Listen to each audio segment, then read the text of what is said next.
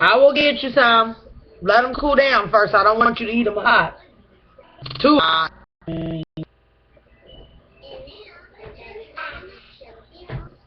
Oh, thank you. Good evening, everybody. How are you doing? Today is January the 6th. It's the new year, and I'm glad to be in the land of the living. So much has gone on that people don't realize that goes on daily. We cannot escape all the violence and all the crime in the world as much as we all want to just run somewhere, hide, and get away from it. There is no escaping it. I want my kids to have better in their lives and have all the opportunities I didn't have. And all I can do is be positive and hope for the best and remain covered and pray for myself, because all I have in this world is God and my kids. You know, everybody can say they're there for you, but they're not always there for you. And it's very saddening to hear that. As much as you are good to people and you think of all the things you do for people, they would return the favor in return, but they don't.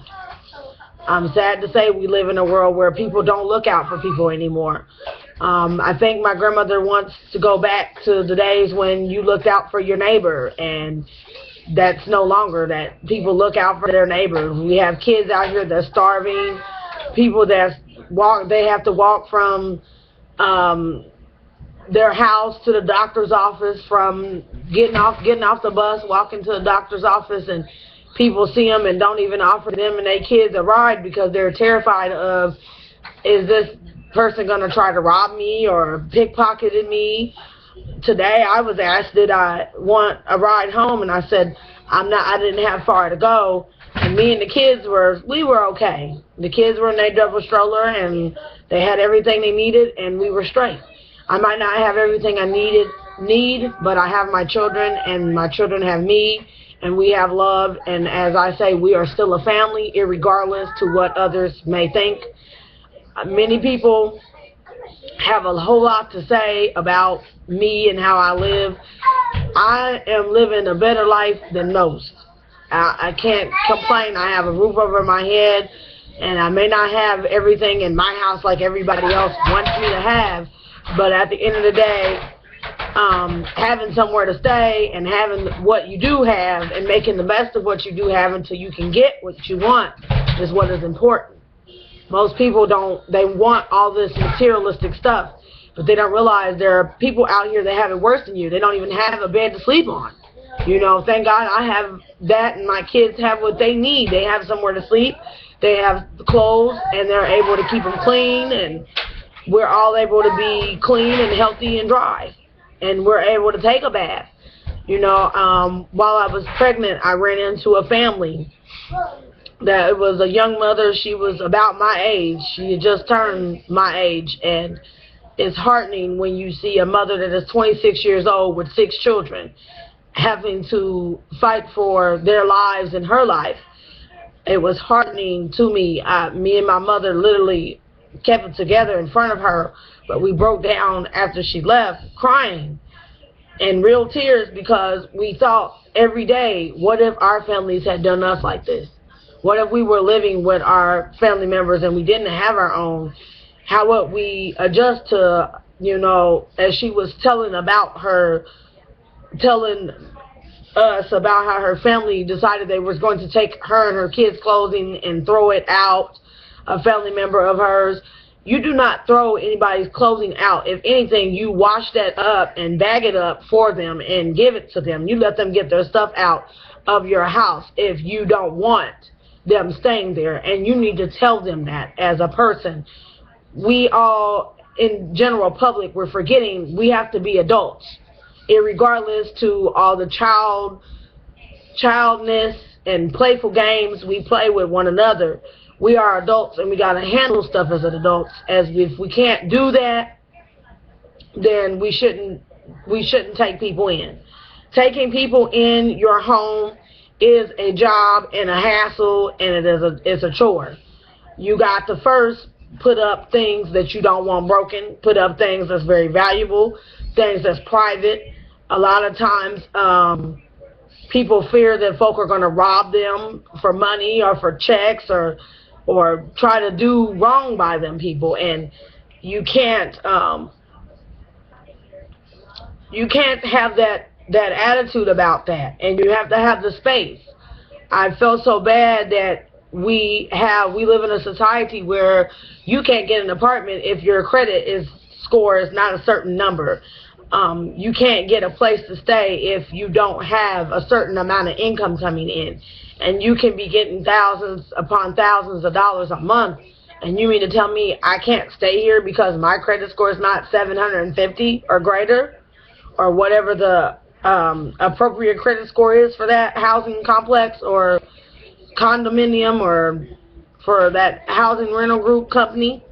It's saddening that we live in that type of world where people can no longer get housing. But I also understand that if you give everybody a chance, you run into people that don't take care of that place that you gave them, that you let them rent. You run into people that they don't clean their house, so the house is filthy and junky and nasty all the time. And then you run into people that they don't mean for that to be going on, but that ends up happening. But I know me, I have to get in a routine of how I'm going to take care of the kids, get things situated for the house, and get myself situated. And once I get that figured out, then I'll be doing well. I just wanted to jump on here and say, hey, I hadn't been on here in a minute, but the beginning of the year is starting out a bit rough. Burying a loved one is never easy, and then explaining that to your children is the hardest thing, is letting them know that it's going to be okay and that we all have to go this way. And I'm glad their father wants to be supportive of my family during our time of need, but it is also a shock for him to only want to come around then. Where are you the rest of the year? You know, your kids need you and they want you here. And I mean, you're welcome to come visit them and get them anytime you want. And I mean, we're not together, but as a co-parent, I am willing to be fair to him and just, you know, there are some things, there are times he's not available to come with us everywhere. He has his life, I have mine. I can't force anybody to be a part of their kid's life if they don't want to. So it's pretty much that. But that's pretty much all there is. But I am thankful for the inspiration of Mr. August Alsina. His music has touched me in a mighty way. It's inspiring me to want to go back to the choir, my church choir, if I can find the time in my work schedule to go. Between my nights and weekends gig and my days gig, between 2 jobs and 2 children, where is there time for yourself? There is none. You have to find time for yourself. And I'm going to need a much-needed vacation here in about 6 months to a year. But I want to make sure my household is straight before I do anything. My kids come first, my bills come first, then my kids, then my house, and then myself. I have priorities, and I'm not no hoe, and I'm nobody's hoe, nobody's bitch, nobody's slut. And I wish people would not address me as that. I'm a person just like you, and I go through life in the same way you do. I may go through problems differently. I love both of my kids. I break my back for them. I love them. I do whatever I can for them. You know, DeAndre doesn't know a whole lot, and Tashina doesn't know a whole lot either. But I love them just the same. And I wish people would keep their mouth off of me and my kids and mind their own business and worry about them. And I just want to say thank you all for listening, and for those that follow me and like my videos or comment on my videos, keep liking them and commenting them. I'm going to get back on here and be singing and stuff like I usually do. I always sing all the time. I've been talking a lot lately, but it's time for me to get back to singing and stuff. And my little person that's by me now with his little self all in my webcam. He doesn't understand. So you all have a good evening. Bye-bye.